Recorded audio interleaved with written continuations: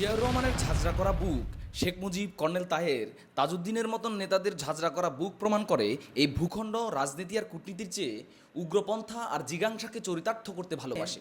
এই ভূখণ্ডের নীতি হচ্ছে বাস খেতে এবং খাওয়াতে সবাই পছন্দ করেন।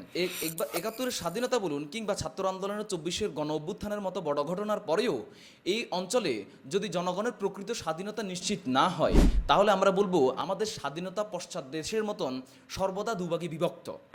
নয়তো হুজুরে দেওয়া তাবিজের মতন একদল বলবে এই তাবিজে তো দারুণ কাজ করছে, তো অন্য দল বলবে আমাদের তাবিজে কবজেই বিশ্বাস নেই।